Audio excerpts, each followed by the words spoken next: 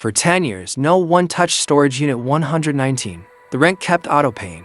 The account stayed active, and the door never moved an inch. But the day it finally opened, the body lying inside left one impossible question behind.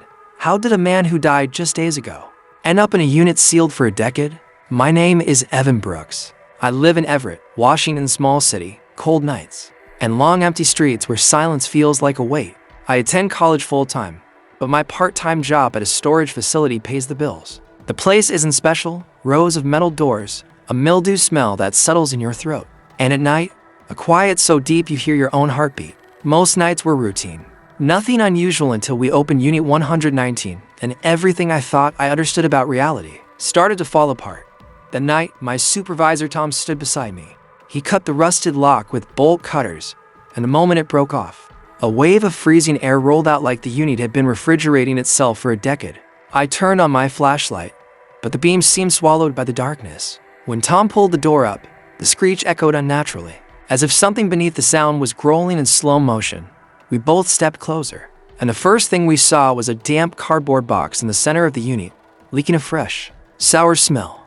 I asked Tom if he was sure no one had opened this place in 10 years. He nodded, but something in his voice cracked. I stepped inside, and right as my foot touched the concrete, I swear I heard someone whisper my name soft, right behind my ear, Evan. I spun around.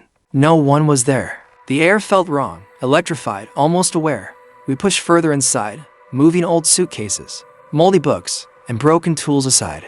Then we saw a heavy wooden trunk shoved into the back corner, covered in dust yet cold enough to sting the fingers when touched. Tom tried lifting it, but dropped it immediately.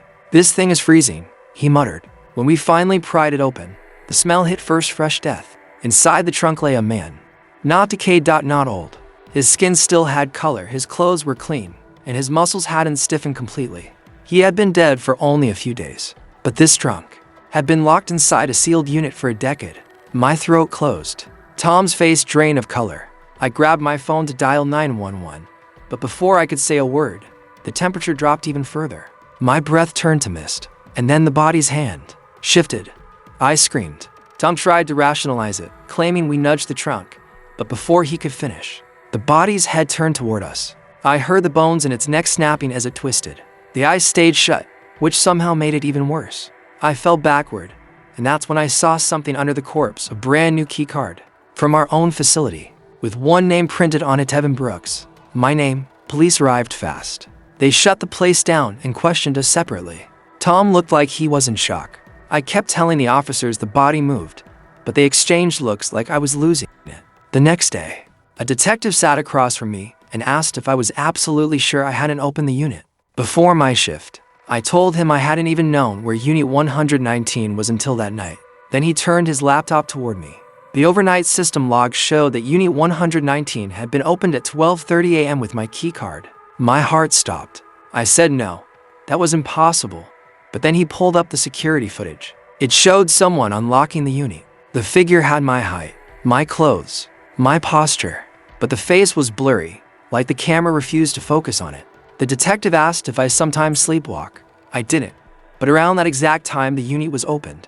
I had heard footsteps on my apartment balcony. I'd assumed it was a raccoon. I didn't check. Now every piece felt like it was snapping into place. Someone who looked like me had opened that unit. That night, I couldn't sleep. Around 3 a.m., slow dragging footsteps scraped outside my front door. Then fingers slid across my bedroom window.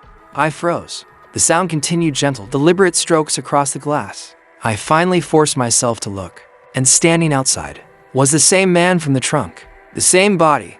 His skin had cracked overnight. His eyes were still sealed shut, but his mouth was stretched into a silent smile. In his hand, he held a card, my key card. He tapped the window 3 times, each tap slower than the last, as if he wanted me to feel every second of it. Then, through that awful smile, I heard the whisper again.